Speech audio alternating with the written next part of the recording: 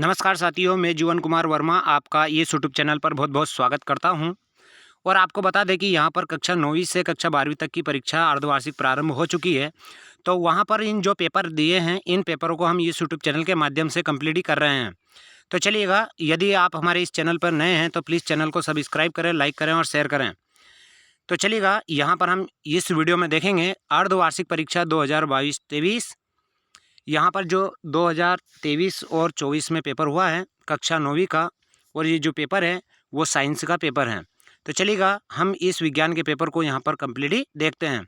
आप सभी छात्र देख लीजिएगा कि आपने परीक्षा में किस प्रकार से इन प्रश्नों के सही विकल्प को सही किया है या गलत किया है। तो यहाँ पर जो प्रश्न पत्र दिया था वो 75 नंबर का था और ये सेट ए है।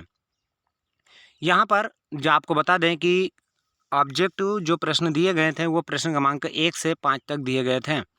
तो चलिएगा, पहले प्रश्न की तरफ बढ़ते हैं और पहला जो प्रश्न दिया है वो हमारा है, सही विकल्प चुनकर लिखिएगा। पहले वाला है, टिंचर विलय है यानी अल्कोहल में विलय है। यानी विलय किसे कहा जाता है? जिसे घोला जाता है उसे विलय कहा जाता है, और जिसमें घोला जाता है वह विलायक होता है। तो यहाँ अल्कोहल में विलय है। दूसरा है, एम द्रव्यमान की वस्तु जिसका वेग v है उसका संवेग क्या होगा? तो उसका संवेग होगा mv²। तीसरा दिया है, किसी वस्तु का भार पृथ्वी पर 30 n है, चंद्रमा पर इसका भार होगा तो 5 n होगा, यानी 5 n होगा। अगला प्रश्न दिया है, निम्नलिखित में से किन तत्वों की परमाणुता 2 होती है? यानी जैसे यहाँ पर लिखा जाता है O2 लिखा जाता है, H2 लिखा जाता है। तो इस प्रकार से इसका बी वाला राइट आंसर होगा। अगला है, सर्वप्रथम किस वैज्ञानिक ने परमाणु मॉडल प्रस्तुत किया था? जॉन डाल्टन ने किया था। कार्य करने की जो दर को क्या कहते हैं? तो कार्य करने की जो दर होती है उसे शक्ति कहते हैं, और कार्य करने की जो क्षमता होती है उसे ऊर्जा कहते हैं। तो इसका बी वाला राइट आंसर होगा। तो ये थे प्रश्न क्रमांक 1 में जिनमें दिया था ऑब्जेक्टिव। अब यहाँ पर हम देखेंगे प्रश्न क्रमांक 2, रिक्त स्थानों की पूर्ति कीजिएगा। पहले वाला है, दूध एक खालिस्तान विलयन है, कोलाइडी विलयन है, इसे पायस भी कहा जाता है।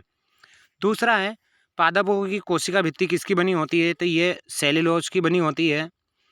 प्रति एकांक क्षेत्रफल पर लगने वाले प्रणोद को क्या कहते हैं? तो बल कहा जाता है।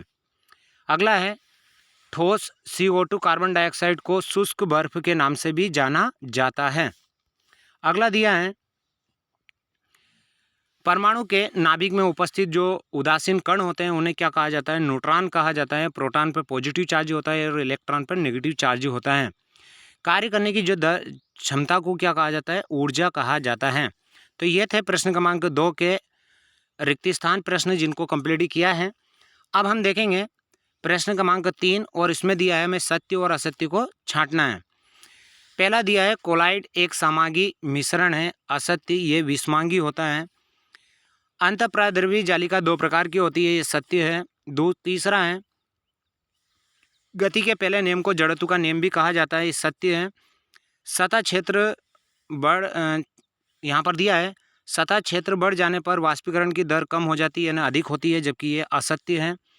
शक्ति का एसआई मात्रक वाट है, सत्य है। एसिल देसी नस्ल की मुर्गी है, सत्य है। देसी जो एसिल है और विदेशी क्या है? लेग हॉर्न है। अगला प्रश्न देखेंगे, यहाँ पर जो दिया है, सही जोड़ी बनाइए, यानी कॉलम ए से कॉलम बी को हमें मिलाना था। पहला दिया है, अत्यधिक संपीड़ितता का गुण किस में होता है? तो गैस में होता है। ब्रोमीन क्या है? तो ये ब्रोमीन एक अधातु है। त्वरण क्या है? तो वेग में परिवर्तन की दर को क्या कहते हैं? त्वरण कहते हैं। गति का द्वितीय नियम क्या है? तो F = m है। कोबाल्ट क्या है? तो ये कैंसर का उपचार किया जाता है। और केचुआ जो है वर्मी कंपोस्ट कंप्लीट किया जाता है। तो ये थी सही जोड़ियाँ जिनको कंप्लीट किया है। अगले प्रश्न की तरफ बढ़ते हैं। प्रश्न क्रमांक 5 है, एक शब्द या एक वाक्य में उत्तर देना है। जेली एवं पनीर में परिक्षिप्त प्रवस्था क्या होती है? तो ये द्रव होती है। वेग का एसआई जो मात्रक होता है मीटर प्रति सेकंड होता है। मस्तिष्क में स्थित ऊतक का नाम बताइए, तो कौन होता है? तंत्रिका ऊतक होता है। बल का जो एसआई मात्रक होता है न्यूटन है। और जल का गलनांक केल्विन पैमाने पर कितना होता है? तो 273.15 के होता है। रासायनिक रूप से तैयार पादप पोषकों को क्या कहा जाता है? तो उर्वरक कहा जाता है। ये थे प्रश्न क्रमांक 1 से 5 तक के जितने ऑब्जेक्टिव प्रश्न पूछे गए थे। इन प्रश्नों को कंप्लीट ही किया है। सभी छात्र ये देख लीजिएगा कि आपने किस प्रकार से इनको सही किया है या गलत किया है। अगला जो वीडियो रहेगा उसमें जो प्रश्न है इनके सभी प्रश्नों के आंसर आपको उपलब्ध करा देंगे। तो इसी के साथ जय हिंद, जय भारत।